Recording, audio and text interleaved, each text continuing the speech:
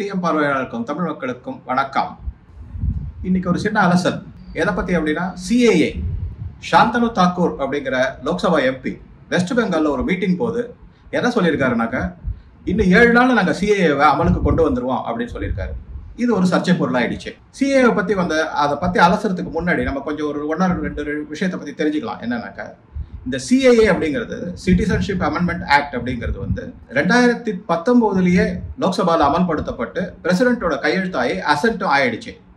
ஆனா அது இம்ப்ளிமெண்ட் இன்னும் ஆகல. இந்த சிஏஏ இந்தியா ஒருங்கிணைந்த இந்தியாவா இருந்த போது, பிரிட்டிஷர்ஸ் நமக்கு சுதந்திரம் கொடுக்கறதுக்கு முன்னாடி இருந்த போது, அப்ப சேர்ந்திருந்த நாடுகள் பங்களாதேஷ், பாகிஸ்தான், ஆப்கானிஸ்தான், இந்த 3 நாடுகள் முக்கியமா எடுத்துப்போம். எல்லாம் அகண்ட பாரதம்னு இருந்தது. அங்க இருந்த இந்துக்களை பல விதமான அட்ராசிட்டிக்கு உள்ளாராங்க. கொலை, கற்பழிப்பு, ஆள் கடத்தல், அப்புறம் கட்டாய மதமாற்றம், அதுவும் எஸ்பெஷலி பெண்களா இருந்தாக்க சிறு வயசு பெண்களை கட்டாயப்படுத்தி மதம் மாற்றி உடனே வேற ஒரு வயசான முஸ்லீம்க்கு கல்யாணம் பண்ணி வைக்கிறது, இந்த மாதிரி நிறைய அட்ராசிட்டிஸ்லாம் நடக்கிறதுனால ஒரு மனிதாபிமான அடிப்படையில இந்த சிஏஏவை கொண்டு வந்திருக்கு மத்திய அரசு. அதை எப்படி இம்ப்ளிமெண்ட் பண்ணணும் அப்படிங்கறத பத்தி பேசிக்கிட்டு இருக்காங்க. இதுல இது அரசியலாக்கப்பட்டது நமக்கு எல்லாருக்குமே தெரியும். ரிலிஜியஸ் பெர்சிக்யூஷன்ல இருந்து இந்துக்களை காப்பாத்துறதுக்கு மட்டும் அப்படிங்கிறது இல்லாம, இந்துக்கள், Christians, Jains, Parsi, even Buddhist, இந்த மாதிரி பல மதத்தை சார்ந்தவங்களை அங்க கஷ்டப்படுறத பார்த்து ஒரு மனிதாபிமான அடிப்படையில பாஜக அரசு இந்த சிஏஏவை இம்ப்ளிமெண்ட் பண்றதுக்காக முடிவெடுத்து பார்லிமெண்ட்ல பாஸ் பண்ணிட்டாங்க. இந்த பார்லிமெண்ட்ல பாஸ் பண்ண உடனே அதை உடனே இம்ப்ளிமெண்ட் பண்ண முடியாததுக்கு என்ன காரணம் அப்படின்னாக்க, இது அரசியலாக்கப்பட்டது. அரசியலாக்கப்பட்டு ஷாஹின் பாக்ங்கிற இடத்துல நம்ம எல்லாருமே பார்த்திருக்கோம். ஏகப்பட்ட தொந்தரவோட நிறைய ஹர்த்தால், ஆந்தோலன் எல்லாம் நடந்துச்சு. அங்க பெண்களை முன்ன நிறுத்தி அந்த ஹர்த்தாலை செஞ்சாங்க. அதை விட என்ன மோசமான இதுனாக்கா, இந்த பெண்களோட குழந்தைகளை முன்னாடி நிறுத்தி வச்சுட்டாங்க. ஏகப்பட்ட பிரச்சனை எல்லாருக்கும். போக்குவரத்து எல்லாம் தடைப்பட்டது, எக்கனாமி அடிபட்டது, டெல்லியே ஸ்தம்பிச்சு நின்னுது. உடனே அதுக்கப்புறம் உச்ச நீதிமன்றம் ஒரு குழு வேற அமைச்சு ஒரு கமிட்டி ஃபார்ம் பண்ணி அது ஏதாவது சொல்யூஷன் வருமா என்னன்னு பார்த்து செய்ய சொன்னாங்க. அதெல்லாம் வேற நடந்துச்சு. இதுக்கு அடுத்தது என்ன நடந்தது அப்படின்னாக்க, ஒரு குழு அதெல்லாம் இது பண்ணிட்டு அதுக்கப்புறம் அவங்களை இந்த மாதிரி ரோடுல உட்காராதீங்க, டிரான்ஸ்போர்ட் பண்றவங்களே, transport truck operator, tempo operator, taxi drivers, அவங்க எல்லாமே அப்ஜெக்ஷன் ரைஸ் பண்ணாங்க. இந்த மாதிரி பண்ணாதீங்க, கொஞ்சம் சீக்கிரமா இதை முடிங்க, எங்களுக்கு கஷ்டமா இருக்கு, எங்க வாழ்வாதாரம் பாதிக்கப்படுது அப்படின்னு. ஆனா அப்போசிஷன்ல இருக்கிற எந்த பார்ட்டியும் அதை பத்தி கவலைப்படல. அவங்களுக்கு வேண்டியது ஆந்தோலன், அவங்களுக்கு வேண்டியது பாஜக எப்படியாவது ஒரு வழி பண்ணணும், ட்ரபிள்ல கொண்டு வரணுங்கிறது தான். அதுக்கப்புறம் ஒரு கொட்டையை போட்டு உட்கார வச்சாங்க. அதுக்கப்புறம் அவங்களாவே கலைஞ்சு போயிட்டாங்க. அது வேற விஷயம். இப்ப இந்த சாந்தனு தாக்கூர் இப்ப நான் 7 நாள்ல இம்ப்ளிமெண்ட் பண்ணிருக்காருன்னா, அவரை பத்தி ஒரு சின்ன விஷயம் என்ன சொல்ல விரும்புறேன் அப்படின்னாக்க, அவர் மத்துவா அப்படின்னு ஒரு கம்யூனிட்டியை சேர்ந்தவர். ஆக்சுவலா அவங்க மூதாதையர்கள்லாம் என்ன பண்ணாங்கன்னாக்க, இன்னைக்கு தேதியில நீங்க பாத்தீங்கன்னாக்கா வெஸ்ட் பெங்கால்ல அந்த மத்துவா கம்யூனிட்டியில அவங்க ஆக்சுவலா ஷெட்யூல் காஸ்ட், அதுதான் 2nd லார்ஜஸ்ட் கம்யூனிட்டி அப்படின்னு சொல்லிட்டு இருக்காங்க. அவங்களுக்கு பல விதத்துல நன்மைகள் செய்யணும் அப்படின்ட்டு நல்ல சோசியல் ஒர்க் எல்லாம் செஞ்சு அந்த கம்யூனிட்டியில, அவங்களும் அந்த கம்யூனிட்டியில இருந்தவங்க தான், அதே ஒன்னா இருந்து இது பண்ணவர். அந்த சாந்தனு தாக்கூர் ஒரு 35-40 வயசு தான் இருக்கும், வெரி யங் பர்சன். அவரு இதை முன்னெடுத்து நிறைய விஷயங்களை செஞ்சிருக்காரு. அந்த மாதிரி செய்யும் போது அவர் என்ன பண்ணிருக்காருனாக்க, இவங்க இந்த சிஏஏவை நாங்க இம்ப்ளிமெண்ட் பண்ணுவோம்னு சொல்லியிருக்காரு. அவர் தான் அவங்களால அவர் நல்ல பவர்ஃபுல் ஆளுன்னு சொல்றதை விட மக்களின் அவருடைய கம்யூனிட்டி, அவருடைய அந்த மக்கள் அமோக ஆதரவு பெற்று ஜெயிச்சு வந்த ஒரு வெரி யங் பர்சன், நல்லா படிச்சவர், நிறைய விஷயங்கள் தெரிஞ்சவர், ஓப்பனா பேசுறவர். சரி, இப்ப இவர் இந்த மாதிரி சொல்லியிருக்காரே, எப்படி இந்த மாதிரி சொல்ல முடியும் அப்படின்னா, பிஜேபியில ஒரு கொள்கை இருக்கு. எப்பவுமே என்னன்னாக்க, டெஸ்டிங் த வாட்டர்ங்கிற மாதிரி செய்வாங்க. என்ன அப்படின்னாக்க, அவங்க எல்லாத்தையும் ரெடி பண்ணிட்டு தான் மத்தவங்க யாரையாவது இதை பத்தி பேசுறதுக்கு விடுவாங்க. இப்ப சாந்தனு தாக்கூர் மட்டும் அந்த மாதிரி பேசல. அமித்ஷா கூடவே அவரே கூட சொல்லியிருக்காரு. என்ன சொல்லியிருக்காருனாக்க, come what may, nobody can stop implementation of CAA அப்படின்னு ஒரு ஸ்டேட்மெண்ட் கொடுத்துறாரு. யாரா இருந்தாலும் சரி, என்ன ஆனாலும் சரி, இந்த சிஏஏ அமல்படுத்துறத யாராலையும் தடுக்க முடியாது, அதை கண்டிப்பா நாங்க செஞ்சே தான் ஆகும் அப்படிங்கிற மாதிரி. இப்ப 7 நாள் சொல்லியிருக்காரு சாந்தனு தாக்கூர், அது 10 நாள் ஆகலாம் இல்ல ஒரு. ஆனா ஒரே ஒரு விஷயம் என்ன நம்ம யோசிக்கணும்னா, அமித்ஷாவும் சேர்ந்து சொல்லியிருக்கிறதுனால வரக்கூடிய பொது தேர்தல் லோக்சபா எலெக்ஷனுக்கு முன்னாடி இது இம்ப்ளிமெண்ட் ஆகும் அப்படிங்கிறது நல்லா தெரியுது நம்ம எல்லாருக்கும். இது வர்றதுனால என்ன நன்மைனா, நான் சொன்ன மாதிரி இப்ப இது ஒன்றும் புதுசு கிடையாது.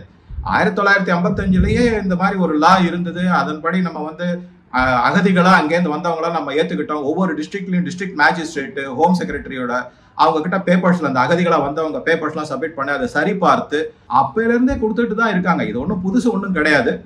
அப்பையிலிருந்தே இது இருந்துகிட்டு தான் இருக்கு. இப்போ அதை இன்னும் கொஞ்சம் மாடிஃபை பண்ணி பெட்டர் இம்ப்ளிமெண்டேஷன், பெட்டர் பெனிஃபிட்ஸோட இம்ப்ளிமெண்ட் பண்றதுக்காக பார்த்துட்டு இருக்க பாஜக அரசு செஞ்சிருக்கு. இது விரைவில் வரும்னு எதிர்பார்க்கப்படுகிறது. இதை அரசியல ஆக்குறது யாரு அப்படின்னு பாத்தீங்கன்னா, ஃபார் எக்ஸாம்பிள் மம்தா பானர்ஜி எடுத்துக்கிட்டோம்னாக்கா அவங்க என்ன சொன்னாங்க, அவங்க வந்து கூச்பிஹார் அப்படிங்கிற ஒரு இடத்துல மீட்டிங் போடும்போது எப்ப பார்த்தாலும் இந்த சிஏஏன்னு கத்திக்கிட்டு கிடக்காங்க, இவங்களுக்கு அரசியல் பண்றது தவிர வேற வேலையே கிடையாது, எது எடுத்தாலும் அரசியல் ஆக்கிடுவாங்க, சிஏஏவும் அரசியல் ஆயிடுச்சு இப்ப அப்படி இப்படின்லாம் நிறைய பேசியிருக்காங்க. ஆக்சுவலா அப்படி பார்த்தாக்கா வந்து அந்த மாதிரி சொல்ல முடியாது. ஏன் அப்படின்னு கேட்டீங்கன்னாக்கா, அவங்களுக்கு வந்து ஒரு ஹிடன் அஜெண்டா இருக்கு. என்னன்னா, இந்த பங்களாதேஷ்ல இருந்து நாம ஏற்கனவே ஒரு வீடியோல நான் சொல்லியிருக்கேன், பார்டர் இந்தியா பார்டர் பங்களாதேஷ் பார்டரை பத்தி எப்படி எவ்வளவு போரஸ் பார்டர், அப்படியே திறந்த மாதிரி எல்லாம் உள்ள வருவாங்க அப்படின்னு சொல்லிட்டு அவங்க பண்றதுதான் ஓட் பேங்க் பாலிடிக்ஸா படுது. அதனால அவங்க இந்த மாதிரி சொல்லியிருக்காங்க. இது வந்து நான் என்ன சொல்றேன் அப்படின்னா, இது வந்து இன்னைக்கு நேற்றுக்கு இம்ப்ளிமெண்ட் பண்ணது கிடையாது, 2019 பண்ணிருக்கலாம். அப்படி இது அரசியல் ஆக்கணும்னா நேற்றுக்கு தான், ஒரு வாரத்துக்கு முன்னாடி கூட அதை போன பார்லிமெண்ட் செஷன்ல கூட அதை செஞ்சிருக்கலாம், இல்லை இப்போ இந்த பட்ஜெட் செஷன்ல கூட செஞ்சிருக்கலாம். அதனால இது வந்து எதனால இப்ப தடைப்பட்டு நிக்குது இம்ப்ளிமெண்டேஷன்ல அப்படின்னு பார்த்தோம்னாக்க, இந்த அரசியல் ஆக்கி அந்தோலன்லாம் இது பண்ணி ஏகப்பட்ட தகவல். ஈவன் ட்ரம்ப் விசிட் போது கூட டெல்லியை கொளுத்தி எரிச்சாங்க.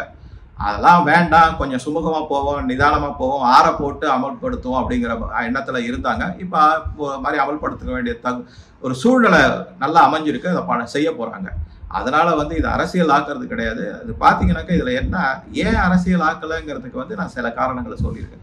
அவங்க தான் அரசியல் ஆக்குறாங்க, இது அரசியல் ஆக்க வேண்டியது. இது மனிதாபிமான அடிப்படையில மறுக்கப்பட்ட உரிமை எல்லாம். அதோட இல்லாம பயங்கர அட்ராசிட்டி நடக்குது, எஸ்பெஷலி பங்களாதேஷ், பாகிஸ்தான் தான் மேக்சிமம், அதுக்கப்புறம் ஆப்கானிஸ்தான். இங்க இருந்து நான் சொன்ன அந்த 6 ரிலீஜியஸ் இஸ்லாம்கள் இல்லாம, இப்ப அசாதுதீன் ஓவைசி வந்து ஏன் இஸ்லாமியர்கள் கொடுக்கலாம், இஸ்லாமியர்கள் அவங்க தனி நாடு இருக்கு, அவங்களுக்கு வந்து இங்க அவங்கள முதல்ல வந்து இது வந்து ஹராஸ் பண்ணிட்டு அட்ராசிட்டிஸ் பண்றாங்கிறதுக்காக அந்த மற்ற ரிலிஜன்ல இங்க வர்றதுக்கு நம்ம அனுமதிக்கிறவங்க தவிர, இஸ்லாமியருக்கு மேல ஒரு இன்னொரு இஸ்லாமியர் யாரும் வந்து அராஜகம் செய்ய போறது கிடையாது, அட்டூழியம் செய்ய போறது கிடையாது.